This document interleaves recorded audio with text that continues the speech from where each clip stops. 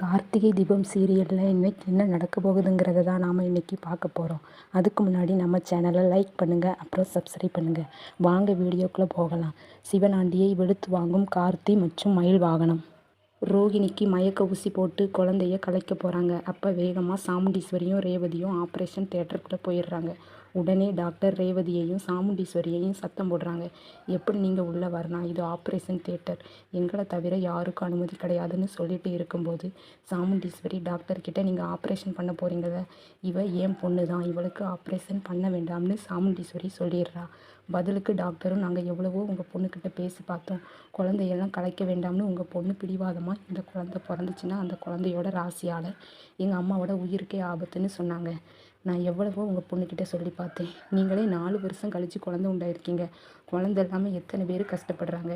இந்த குழந்தைய பெற்றுக்கோங்கன்னு சொல்லி பார்த்தேன். ஆனால் அவங்க பிடிவாதமாக என் குழந்தையே இல்லை, அம்மாவுக்கு என் அம்மா தான் முக்கியம்னு சொன்னாங்க. நாங்களும் வேறு வழி இல்லாமல் குழந்தைய கலைக்க ஏற்பாடு பண்ணிட்டோம். ரோகிணியை டாக்டர் புகழ்ந்து பேசுகிறாங்க. அந்த டாக்டர் சாமுண்டீஸ்வரி கிட்ட இந்த மாதிரி ஒரு பொண்ணு கிடைக்க நீங்கள் கொடுத்து வச்சுருக்கணும்னு சொல்கிறாங்க. அது கேட்ட சாமுண்டீஸ்வரி டாக்டர்கிட்ட எங்களுக்கு பிடிக்காத போலி ஜோசியரை ஒருத்தர் செட் பண்ணி இந்த குழந்தை பிறக்கிற நேரம் தாய் வழி பாட்டிக்கு ஏதாவது ஆயிரும்னு எங்களை நம்ப வச்சுட்டாங்க. இப்போ தான் எங்களுக்கே உண்மை தெரிஞ்சிச்சு. அதான் வேகமாக ஓடி வந்தோம். குழந்தையெல்லாம் கலைக்க வேண்டான்னு சொல்கிறா சாமுண்டீஸ்வரி. அதுக்கு டாக்டரும் சரிங்க மேடம், ரோகிணிக்கு மயக்க ஊசி தான் போட்டிருக்கேன். அவங்க இன்னும் 1 மணி நேரத்தில் கண் முழிச்சிருவாங்க. அதுக்கப்புறம் அவங்கள வந்து பாருங்கள், அது வரைக்கும் வெளியே வெயிட் பண்ணுங்கன்னு சொல்லிவிட்டு டாக்டர் அங்கேருந்து வெளியே போயிடுறாங்க. வெளியே சாமுண்டீஸ்வரியும் ரேவதியும் வெளியே வெயிட் பண்ணுறாங்க. அப்போ ரோகிணி எப்போ கண் முழிப்பான்னு காத்துக்கிட்டு இருக்காங்க. அப்போ கார்த்தி ரேவதிக்கு ஃபோன் பண்ணி என்னாச்சு, தடுத்துட்டீங்களான்னு கேட்குறான்.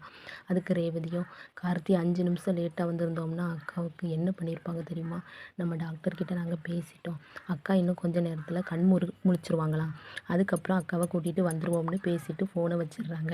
ரேவதி ராஜராஜர் மயில் கார்த்திக்கிட்ட என்னாச்சுன்னு கேட்குறாங்க. அதுக்கும் கார்த்தியும் ஆப்ரேஷன் பண்ண போனாங்களாம். அதை ரேவதியும் அத்தையும் போய் பண்ண விடாமல் தடுத்துட்டாங்களாம். ரோகிணி இன்னும் கண் முழிக்கலையா, கண் முழிச்ச உடனே வீட்டுக்கு வந்துடுவாங்களான்னு பேசிக்கிட்டு இருக்காங்க.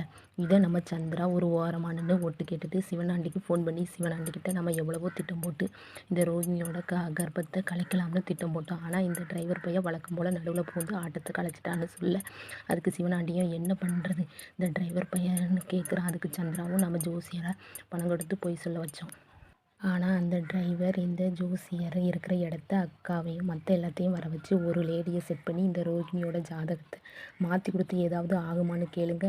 அந்த லேடியும் அவங்கக்கிட்ட போய் அந்த ஜோசியர்கிட்ட அதை பார்த்துட்டு இந்த குழந்தை பிறக்கிற நேரம் தாய் வழி பாட்டிக்கு 100 வருஷம் நல்லா இருப்பாங்கன்னு சொல்லிட்டாங்க.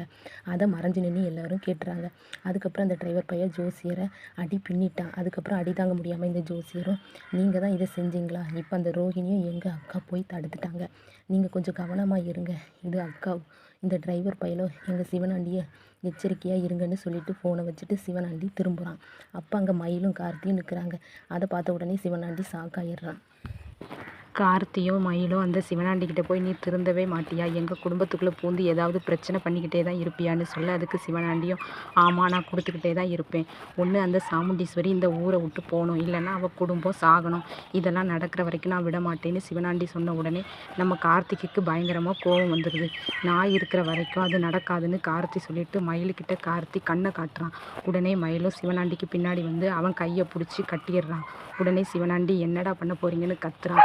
அதுக்கு கார்த்தி நீ பண்ணின வேலைக்கு பனிஷ்மெண்ட் கொடுக்கணும்லன்னு சொல்லிட்டு சிவனாண்டியை நாற்காலியில் உட்கார வச்சு அவனை சுற்றி முற்றி கட்டி மயிலு கார்த்தியும் சிவனாண்டியோட தோலை உரிச்சிடுறாங்க. இங்கே ரோகிணி கண் முழிச்சிடுறா.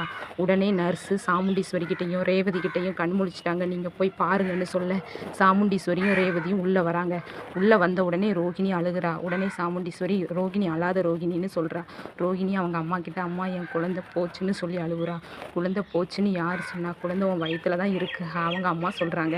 அவங்க அம்மா சொன்ன உடனே என்னம்மா சொல்கிறீங்கன்னு கேட்க சாமுண்டீஸ்வரியும், இது எல்லாம் அந்த சிவனாண்டியும் நாடகம், உன் குழந்தையால் என் உயிருக்கு எந்த ஆபத்தும் இல்லை, டாக்டர்கிட்ட பேசிட்டேமான்னு சொன்ன உடனே ரோகிணிக்கு அவ்வளோ சந்தோஷம். வயிற்றில் கை வச்சுட்டு என்னை மன்னிச்சிருடா தங்கம், பாட்டிக்காகத்தான் உன்னை அழிக்க முடிவு பண்ணிட்டேன்னு அழுதுகிட்டே சொல்கிறா. ரேவதி அங்கே உள்ள நர்ஸுக்கிட்ட எங்கள் அக்காவை எப்போ டிஸ்சார்ஜ் பண்ணுவீங்க, எங்கள் அக்கா தான் கண் முழிச்சிட்டாங்களேன்னு கேட்க நர்ஸும் 1 நிமிஷம் வெயிட் பண்ணுங்கள் அவங்க டிஸ்சார்ஜ் பண்ணிடுவோன்னு சொல்லிட்டு டிஸ்சார்ஜ் பண்ணிடுறாங்க.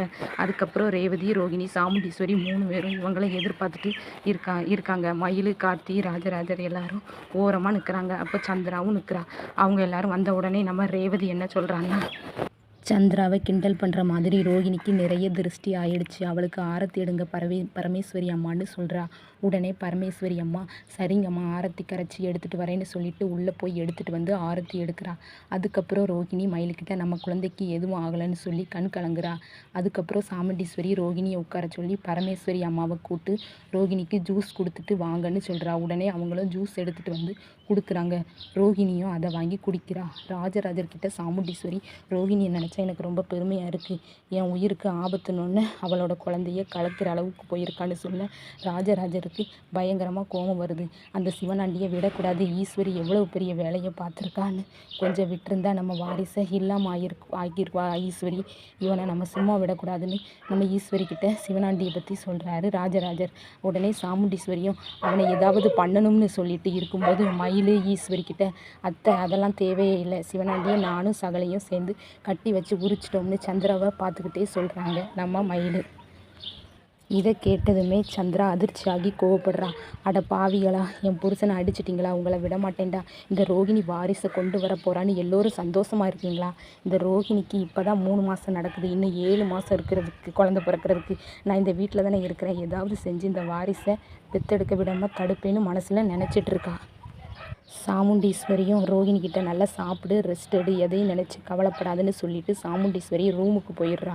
இங்கே ராஜராஜர் கார்த்திக்கிட்ட ரொம்ப நன்றி மாப்பிள்ளை, நீங்கள் மட்டும் இல்லைன்னா என்ன ஆகிருக்கும்னு ராஜராஜர் சொல்ல, கார்த்தியும் ஒன்றும் ஆகாது, நான் இருக்கிற வரைக்கும் இந்த குடும்பத்துக்கு எதுவும் ஆக விட மாட்டேன்னு சொல்ல, ராஜராஜரும் இந்த சந்திரன் நம்ம வீட்டுக்குள்ளே இருந்துக்கிட்டு நம்மளுக்கு எதிராக அந்த சிவனாண்டி கூட சேர்ந்து பிளான் பண்ணி நம்ம வேலையெல்லாம் பார்க்குறா. அது இந்த ஈஸ்வரிக்கு புரியவே மாட்டேங்குது. அக்கா அக்கான்னு கூடவே இருந்து எல்லா வேலையும் பார்க்குறான்னு ராஜராஜர் சொல்ல, உடனே கார்த்தி விடுங்க மாமா, அவங்க கிடக்குறாங்க, அவங்க என்ன பிளான் போட்டாலும் அதை நம்ம தடுத்துடலாம், அவங்க நம்ம கூட இருந்தால் தான் நம்மளுக்கு என்ன பிளான் போடுறாங்கன்னு தெரியும், அதனால் நம்ம கூட இருக்கட்டும், ஒரு நாள் அவங்களுக்கு அவங்க தங்கச்சியை பற்றி தெரிய வரும், அப்போ அத்தை புரிஞ்சுக்கிடுவாங்கன்னு சொல்லிட்டு கார்த்தி அங்கேருந்து போயிடுறான்.